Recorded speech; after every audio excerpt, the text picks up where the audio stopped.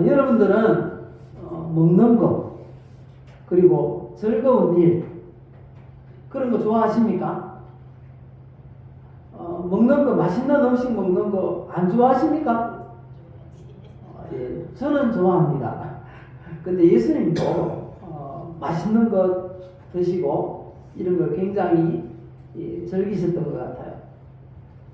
어떻게 알 수 있는가 하면요, 성경에 많은 기사들이 보면 잔치집에서 있었던 그런 일들이 많아요. 첫 번째 예수님께서 기적을 행하셨죠. 그건 어디서 행하셨습니까? 가나 혼인 잔치집에서 있었어요. 오늘 말씀도 보니까요, 잔치집에서 있었던 기사를 우리에게 소개를 하고 있는 것입니다.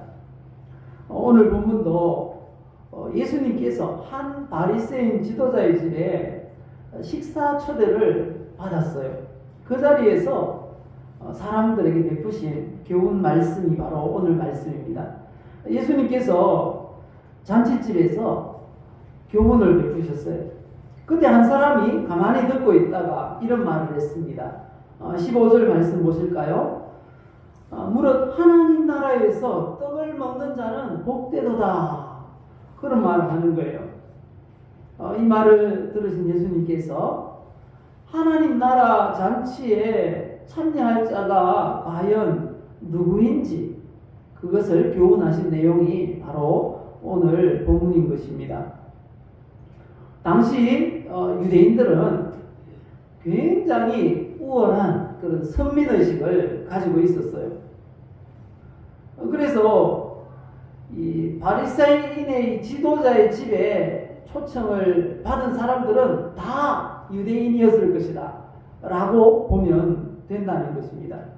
왜냐하면 유대인들은 한 장소에서 이방인들과 식사도 안 했어요.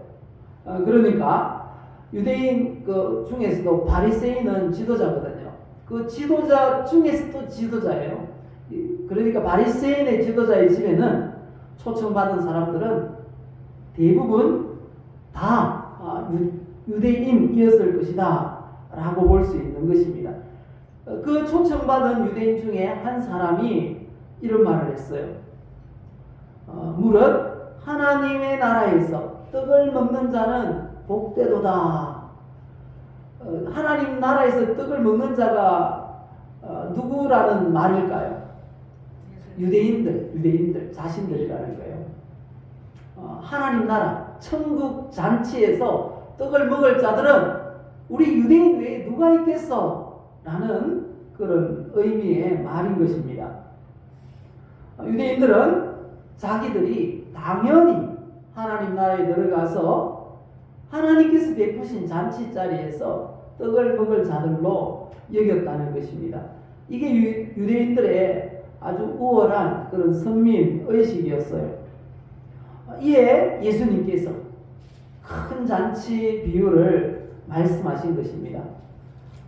아니야. 하나님 나라에 들어갈 자들은 이런 사람들이야 라고 깨우쳐 주신 말씀이 바로 오늘 본문인 것입니다. 오늘 본문을 통해서 이 당시 이스라엘의 잔치 문화를 알 수 있어요. 큰 잔치를 베풀 때는 2번 초청을 했다고 합니다. 주로 부유한 사람들이 그렇게 했겠죠. 1차 초청 때는 오시겠습니까? 라고 물어보는 거예요. 인원이 파악되면 음식을 적절하게 준비할 수가 있잖아요. 그래서 잔치를 잘 준비하기 위해서 2번 초청했던 것입니다. 1차 초청 때는 인원을 파악하고 그리고 오기로 한 분들을 이제 잔치가 다 준비되었을 때 다시 종들을 보내서 2차 초청을 하는 것입니다. 오늘 본문은 1차 초청일까요? 2차 초청일까요? 2차. 예, 2차 초청이에요. 이 16절 말씀이죠. 보면 알 수 있듯이 17절 말씀이네요. 잔치할 시각에 그 청하였던 자들에게 1차 초청했던 사람들에게 종을 보냈다라고 말씀하시고 있거든요. 그런데 2차 초청 때는 1차 초청 때 가겠노라고 약속한 사람들에게만 종을 보냈어요. 그러니까 그 사람들은 당연히 와야 돼요. 잔치 자리에 안 가면 피해를 주는 것입니다. 큰 이 신뢰를 범하는 것입니다. 왜 그럴까요? 음식을 다 준비해. 예, 음식 다 준비해놨어요. 선물까지 준비해놨어요. 그런데 안 가는 거죠. 오늘 말씀 보니까. 그런데 오늘 이 비유는요, 잔치집 비유인데 실제로는 하나님 나라 비유예요. 잔치집 주인이 누구인지 분명히 밝히지 않습니다. 그런데 이 마태복음 22장에 유사 본문이 있어요. 거기도 잔치집 비유가 나오는데 그때 잔치집 주인은 왕으로 소개가 되고 있습니다. 근데 오늘 본문에는 잔치집 주인이 누구인지는 말씀하지 않아요. 근데 마태복음 22장에는 종들을 보냈다 그래요. 이 종들은 구약의 선지자들을 가리킵니다. 그런데 오늘 본문에는 종 단수로 되어 있어요. 그래서 이 종이 누군가 바로 성경학자들은 예수님을 가리키는 그런 말이라고 그렇게 말씀하십니다. 그래서 이 잔치집 주인은 그럼 누굴까요? 하나님이다. 이렇게 볼 수가 있는 거죠. 이렇게 종을 단수로 기록함으로 예수님이 종의 신분으로 오셨구나. 우리를 초대하기 위해서, 천국 잔치에 초대하기 위해서 보냄받은 분이구나 라는 것을 우리가 알 수 있는 것입니다. 이런 관점에서 이 비유의 말씀은 이런 의미들이 된다는 것입니다. 하나님께서 천국 잔치를 베슬에 놓으시고 예수님을 보내셔서 사람들을 초청하는 것입니다. 그런데 사람들의 반응이 어떻다고 합니까? 18절 말씀 보시면요, 다 일치하게 사양하여 라고 말씀합니다. 분명히 1차 초청 때는 참석하겠노라고 약속을 했어요. 그래서 잔치집 주인은 아주 만족스럽게 잔치를 다 준비해놨어요. 그리고 나서 잔치할 시각에 종을 다시 보내는 것입니다. 그렇다면 당연히 가겠노라고 하고 와야 됩니다. 그런데 오지 않았어요. 2차 초청 때는 반드시 가야 된다는 그런 사실을 모르는 사람이 없을 텐데 그랬다는 것입니다.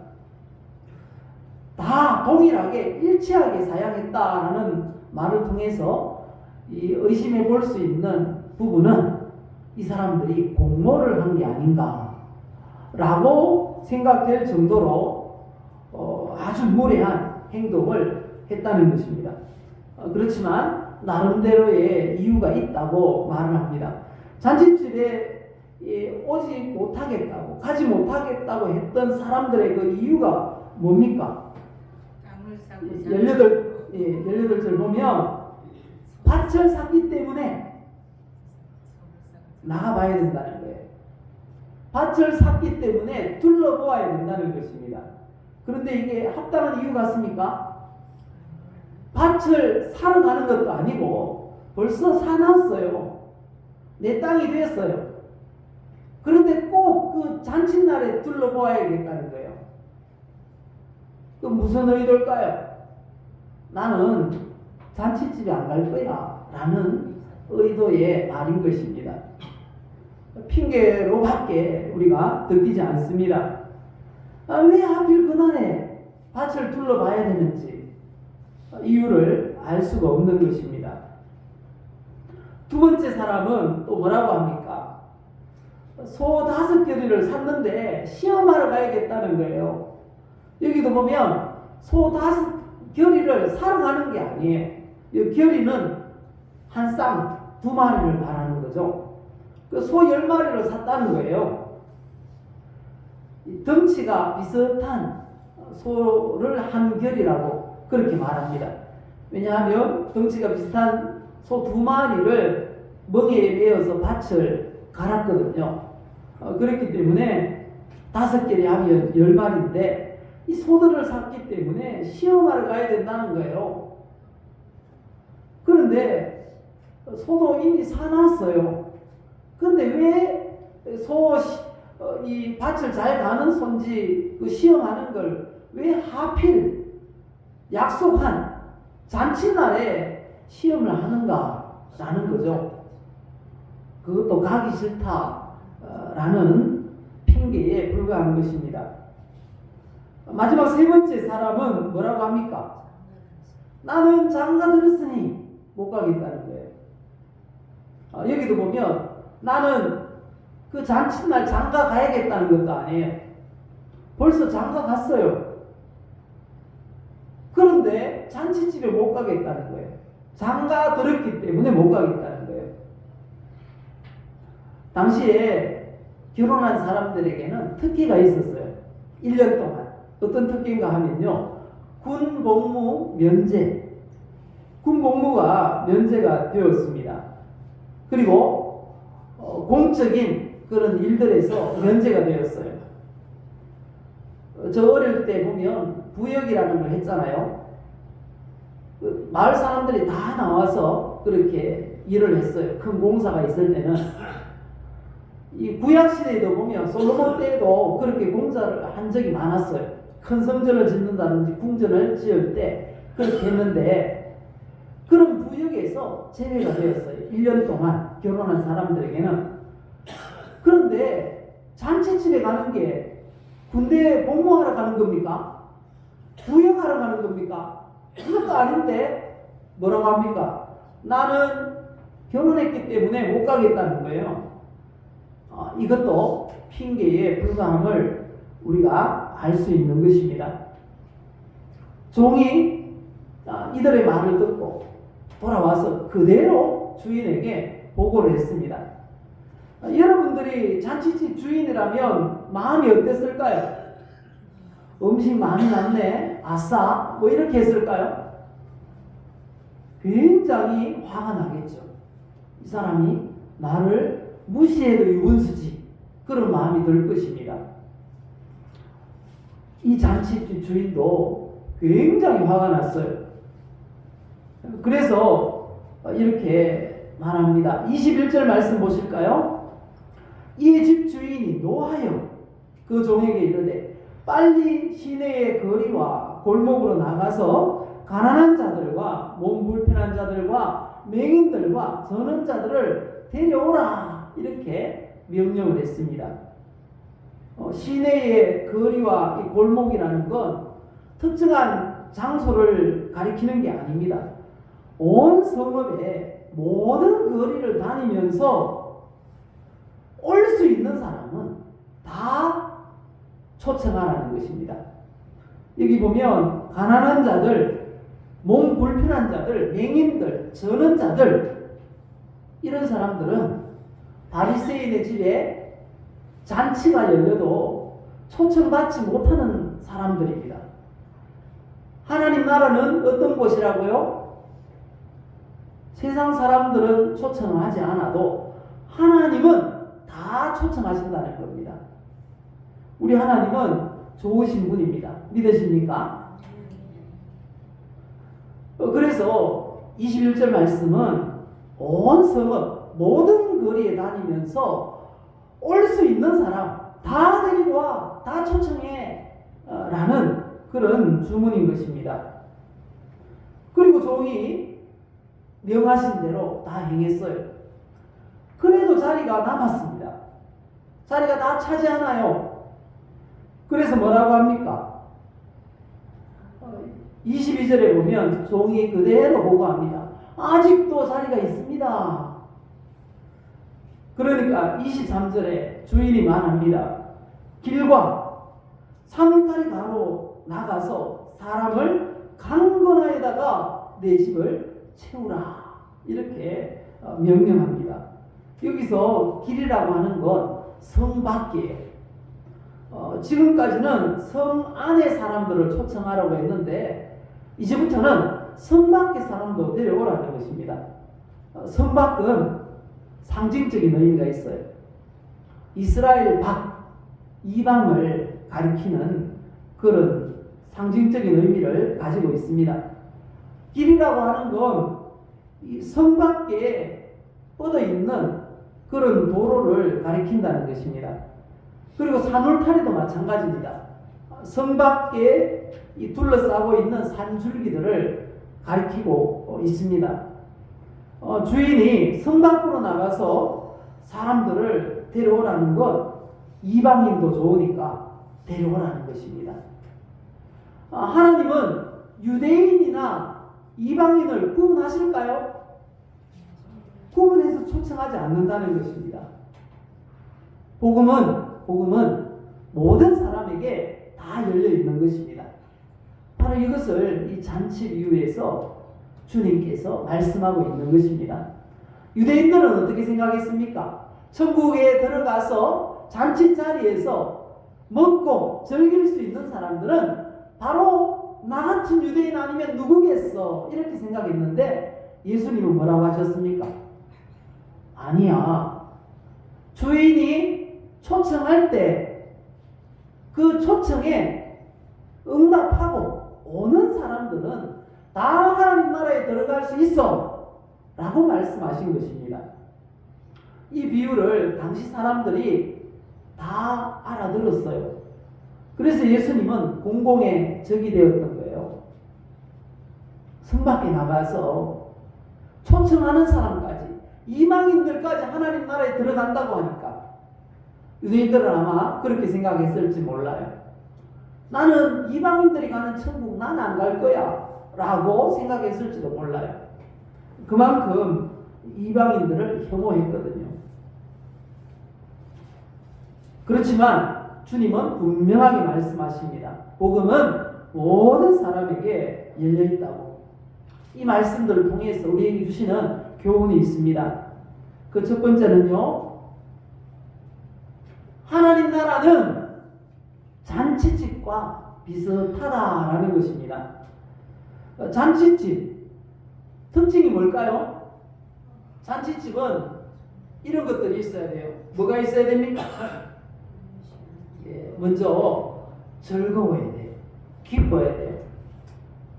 그래서 이스라엘의 잔치집에는 항상 이 음악을 연주하는 사람들, 노래하는 사람들이 있었대요. 잔치집은 즐거움과 기쁨이 있어야 된다는 것입니다. 그리고 또 잔치집 하면 뭐가 또 생각납니까? 풍성해야 돼요. 음식이 많아야 된다는 것입니다. 포도주가 부족했을 때 굉장히 걱정을 많이 했잖아요. 잔치집에서. 음식이 부족하면 안 되니까 그랬다는 거죠. 풍성한 것이 바로 잔치집이라는 것입니다. 그리고 마지막 세 번째 특징은 뭘까요? 손님, 이 사람이 많아야 된다는 거예요. 잔치집이라고 하는데 잔치가 열렸는데 사람이 없어. 그러면 주인은 내가 인정받지 못하는가? 사람들이 나를 좋아하지 않는가? 라고 생각할 수밖에 없다는 거죠. 그래서 이 세 가지가 있어야 돼요. 하나님 나라도 마찬가지라는 것입니다. 하나님 나라도 이 즐거움과 기쁨이 넘치는 곳이라고 그렇게 말씀하고 있습니다. 이사야 11장 말씀을 보면요, 하나님 나라는 전쟁이 없는 곳이래요. 전쟁이 없다는 건 기쁨과 평안과 즐거움만 있는 곳이라는 그런 의미인 것입니다.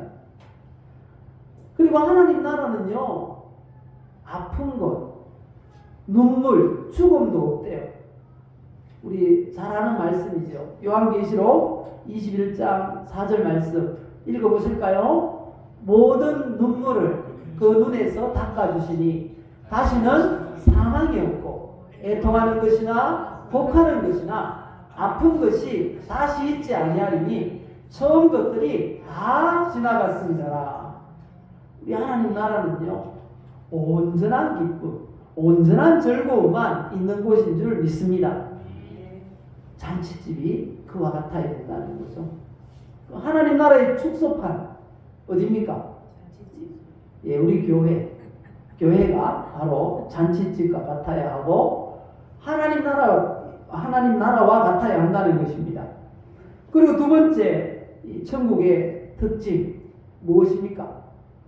풍성해요. 무엇이든지 풍성한 곳입니다. 천국을 이렇게 소개하세요. 수정같이 맑은 생수의 강을 내게 보이니 하나님과 및 어린 양의 보좌로부터 나와서 길 가운데로 흐르더라. 강 좌우에 생명나무가 있어 12가지 열매를 맺되 달마다 그 열매를 맺고 그 나무 잎사귀들은 만국을 치료하기 위하여 있더라. 이렇게 말씀하세요. 천국은요, 메뉴가 굉장히 다양한, 이 몸에도 좋고 맛있는 음식들이 많다는 거예요. 풍성하다는 거예요. 먹을 걱정 하지 않아도 되는 것이 천국이라고 말씀하고 있어요. 어떤 아이가 질문하더라고요. 천국에는 피자 있어요? 피자 있을까요? 없을까요? 예, 살 안 찌는 피자 있을 거예요. 저희 부친 좋아하는 짜장면 있을까요? 없을까요? 있겠죠. 몸에 해롭지 않는 맛있는 음식 풍성하게 있을 것입니다. 천국은 좋은 것 다 있어요. 안 좋은 것 하나도 없어요. 믿으십니까? 천국은 바로 잔치집처럼 풍성한 곳이라는 것입니다. 그리고 천국은요, 사람도 많대요. 7장 9절 말씀 보면요, 말씀합니다. 천국에는 각 나라와 족속, 백성, 이 방언에서, 이 이방 지역에서 나는 것입니다. 모든 각 나라 사람들, 모든 민족들 중에서 예수 믿는 사람들이 다 모이는 곳이래요. 그런데 그 수가 어떻다고 합니까? 셀 수 없는 큰 물이라고 말씀하세요. 예수 믿는 사람들이 천국에 갔는데 헤아릴 수 없는 큰 무리를 이루고 있더라라고 말하고 있는 것입니다. 사도 요한이 천국을 환상으로 봤거든요. 그래서 이렇게 기록한 것입니다. 천국에는 구원받은 많은 사람들이 있다고 우리에게 말씀하고 있는 것입니다. 예수님께서 비유로 말씀하신 이 잔치 비유는 바로 천국 비유인 것입니다. 그래서 잔치집 주인은 하나님이시다 라는 것을 알 수 있고요, 종은 성자 예수님이시다 라는 것을 알 수 있습니다. 그리고 잔치집에 1차로 초청받았으나 2차 초청에서 거절한 사람들은 누굴까요? 유대인들을 가리킨다 라는 것을 알 수 있습니다. 그리고 가난한 자들, 몸 불편한 자들, 맹인들, 전원자들, 성 안에 있는 그런 사람들은 이스라엘 땅 안에서도 유대인이면서도 무시받았던 그런 세리, 창녀, 거지들, 또 나병 환자들, 이런 사람들이었어요. 그리고 성 밖의 사람들, 이방인들을 가리킨다는 것을 우리가 알 수 있습니다. 이 구약 시대에는 주로 잔치가 언제 열렸는가 하면요, 결혼식 때, 그리고 양털 깎는 날이 있어요. 그때는 추수하는 날이에요. 양털 깎아서 이 돈을 장만하는 날이거든요. 그리고 또 특별한 날, 특별히 이 잔치해야 되는 날, 예를 들면 탕자가 돌아왔어요. 그래서 아버지가 어떻게 했습니까? 잔치를 벌였잖아요. 그런 것처럼 특별한 날, 이 잔치를 벌였어요. 이 잔치날은요, 그 주변 잔치예요. 진짜 동네 잔치인 거예요. 지나가는 나그네들, 거지들 다 초청해서 식사를 대접했다고 합니다. 이렇게 했던 이유가 뭔가 하면요, 잔치에는 기쁨이 있어야 되거든요. 모든 사람이 즐거워해야 되거든요. 그리고 모든 사람들이 즐거우려면 또 두 가지가 있어야 돼요. 음식이 풍성해야 되고, 또 하나는 사람이 많아야 된다는 거죠. 그래서 가능하면 많은 사람들을 초청해서 식사 대접을 했던 것입니다. 이처럼 하나님 나라와 잔치집은 비슷한 점이 많다라는 것입니다. 우리 신월교회가 잔치집 같은 교회가 될 수 있기를 예수님의 이름으로 축복합니다. 그런 교회를 다 같이 만들어 가십시다. 두 번째 교훈이 있어요. 그건 핑계를 대는 사람이 많다는 거예요. 잔치집에 초청을 해도 핑계를 대고 거절하는 사람이 많더라라는 것입니다. 잔치집 주인이 초청을 했어요. 근데 거절했던 사람, 왜 거절했죠? 예, 핑계입니다. 밭을 샀는데 둘러보아야 된대요. 왜 하필 잔칫날?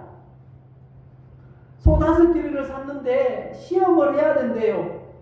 또 왜 하필 잔칫날? 장가 들었으니까 갈 수 없다는 거예요.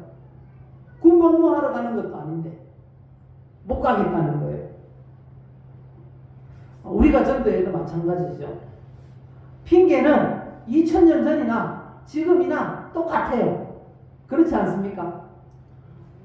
한번 오세요 하면 바빠서 못 온대요. 뭐가 그렇게 바쁘신지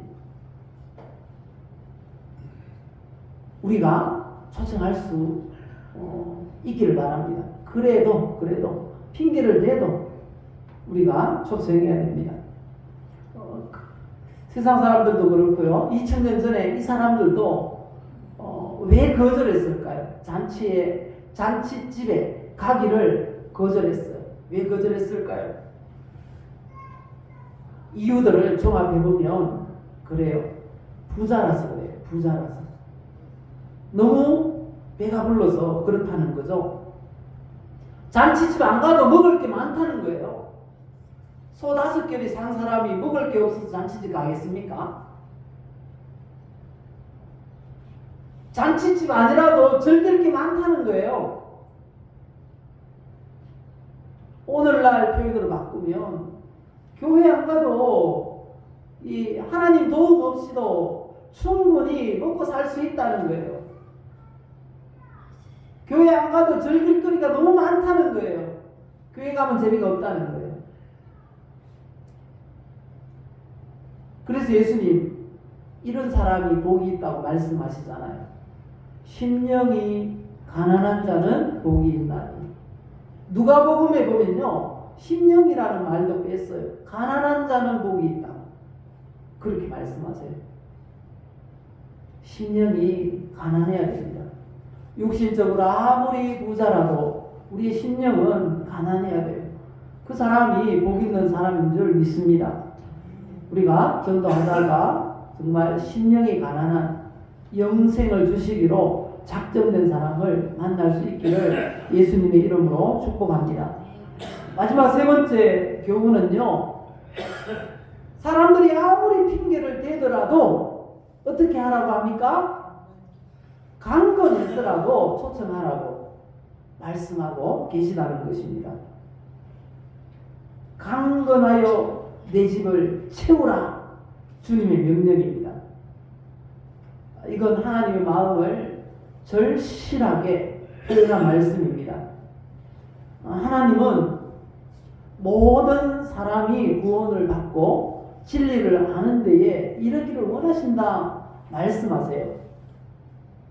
그래서 성도가 해야 되는 일은 그냥 강건해서 교회를 채우는 일인 줄 믿습니다. 근데 그럼 강건하다는 말이 무슨 의미일 것 같습니까?